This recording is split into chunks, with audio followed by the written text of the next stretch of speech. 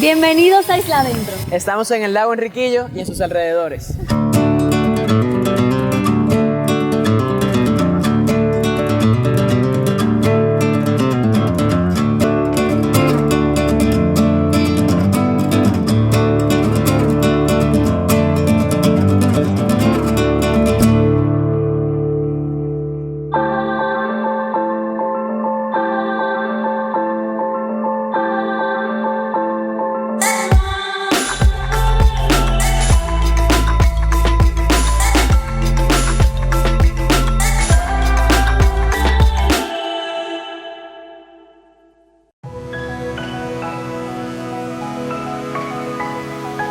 Sin dudas, la Hispaniola tiene una historia geológica sumamente fascinante.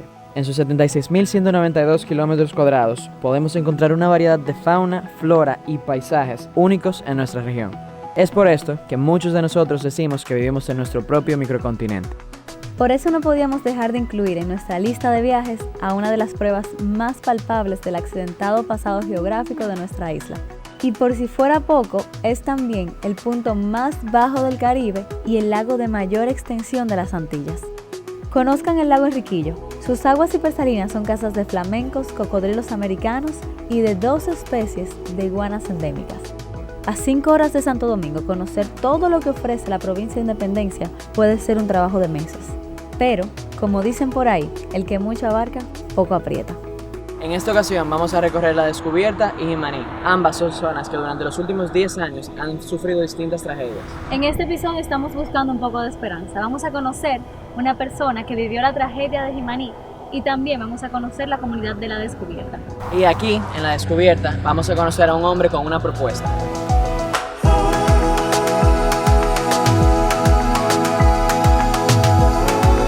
Propuestas que nos hacen apostar porque el futuro del turismo en nuestro país no solo yace en el turismo de playa, sino que este puede ser complementado por alternativas que antes nosotros ni siquiera considerábamos.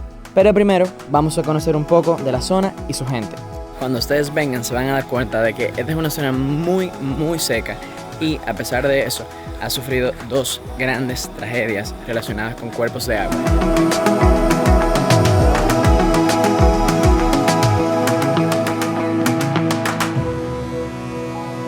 La primera tragedia ocurre en 2004 con la crecida del río Solier, un río que empieza en Haití y cruza por Jimaní. Este río, a eso de las 3, 4 de la mañana, pasó y se llevó todo lo que tenía enfrente, incluyendo la vida de miles de haitianos y miles de dominicanos.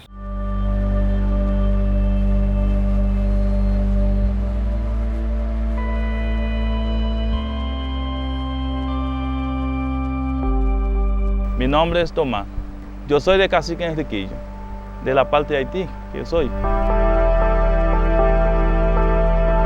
Entonces yo estoy aquí desde el 91, estoy viviendo aquí en Jimaní. Nosotros estamos en la boca del río de Solier. Sí. Este río viene bajando de la parte de Haití, el 23 de mayo de 2004. Se ahogó mi esposa, mis hijos, todo también. Esa noche este agua se metió como de las 3 para las 4 de la mañana. Cuando me llamó una amiga, decía, fulano, llegó el agua. Y yo me levanté y ya el agua se cogió la casa. Y la casa se me cayó hasta encima también. Había más niños que gente mayor. Yo no pierdo el conocimiento cuando el agua me lo iba a llevar.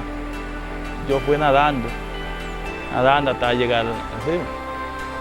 Que cuando la corriente te va a llevar, usted no puede pelear con la corriente, usted tiene que dejar que la corriente lleve donde va a llevar. Yo salvé a una muchacha hasta el lago Enriquillo y salimos en cuero como Dios nos mandaba a nosotros dos en el monte. Después de la tragedia, me pone a aprender muchas cosas. Vi de una señora de Barahona que se llama Isela Quiñones. Me ha recogido y me la lleva para su casa. Por ahora mismo tengo yo 15 años trabajando con ella todavía. Pues esa mujer es la mamá mía, puede decir, porque no hay ninguna familia que me ha ayudado en cuanto a eso. La única que salí conmigo fue ella y me ha enseñado muchas cosas también.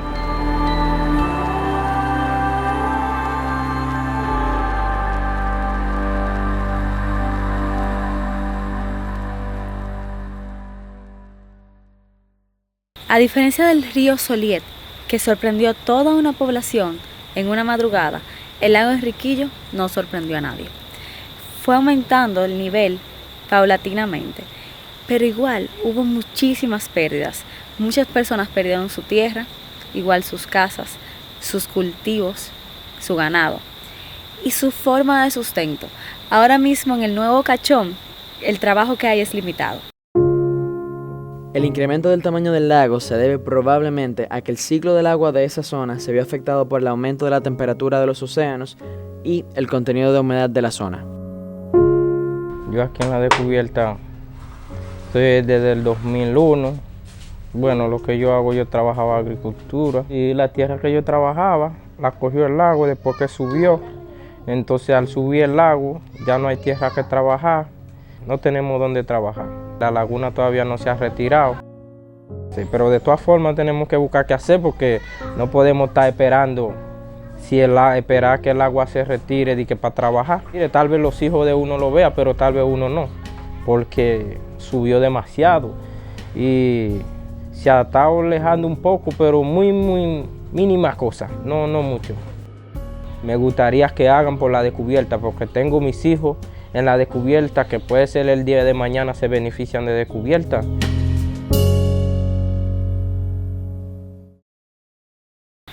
En la zona hay personas que están proponiendo algo diferente. Hablan de ecoturismo, hablan de cómo pueden incluir a la comunidad para recibir personas.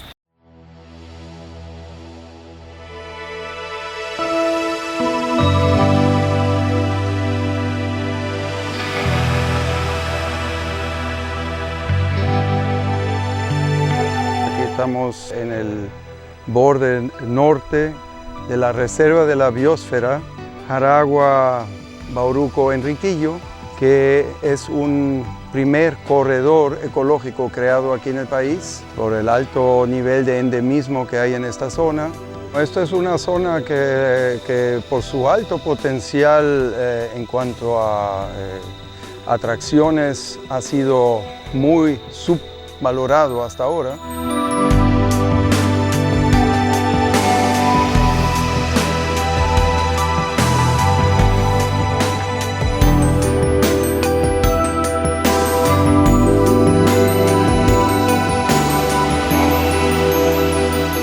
Dime a ver, Luisito. Mira, ¿no te vas a meter? Sí, va a venir. Ahora mismo estamos en busca de cocodrilos dentro de uno de los cementerios de árboles que ocurrieron luego de la crecida. Como ustedes pueden ver, hay muchos depósitos de sal en los árboles. Probablemente muchos estaban tapados cuando el lago llegó a su nivel más alto. Detrás tenemos la Sierra de Neiva. Desde aquí incluso se pueden apreciar pictografías taínas que queremos luego pasar a conocer. Y frente a nosotros tenemos a la impresionante Sierra de Bauruco. Ellos están observando un cocodrilo, el cocodrilo va adelante, no sé si lo pueden ver. La cabeza le sale. La cabeza le está saliendo ahí. Mi amor, vamos a acercarnos, vamos a ver. ¡Qué emoción, mi amor! Yo nunca he visto un cocodrilo de cerquita, en acción. Sí. Oye, los zoológicos no deberían existir tours por este tipo de lugares todo el tiempo para verlos en acción.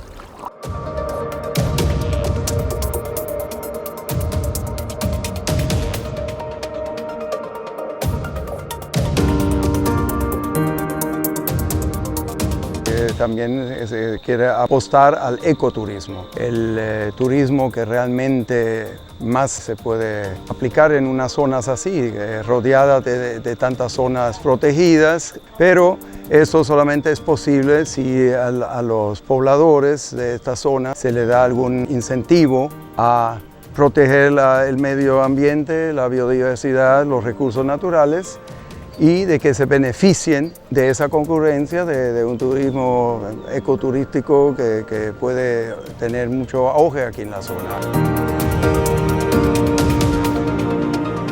Aunque tenga un gran potencial, como considero que lo tiene, si no hay un motor que impulse eso, pues sería como un diamante sin pulir. Tiene montañas, tiene buenas playas también, porque está Bahía de las Águilas, está Playa Caobita, y aparte de eso está el lago como tal, la Laguna de Oviedo, están los manantiales. Hay también lugares con buena térmica para aquellos que les guste el parapente y una rica fauna y flora única en el Caribe. Es un lugar que realmente vale la pena visitar.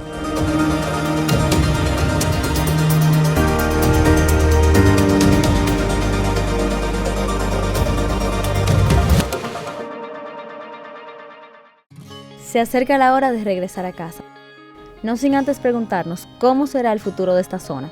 Nos queda la duda si volveremos en unos años y encontraremos un nuevo grupo de guías comunitarios o jóvenes estancados. Pienso que eso depende de nosotros, del apoyo que le demos con nuestra visita a la zona, de las inversiones que se hagan y sobre todo de que se reconozca el valor ecológico del lago y sus alrededores. Nosotros seguimos viajando y mostrándoles lo mejor de la República Dominicana. Nos vemos la semana que viene por este mismo canal. No olviden suscribirse y compartirlo con sus amigos. Recuerden que viajar es vivir.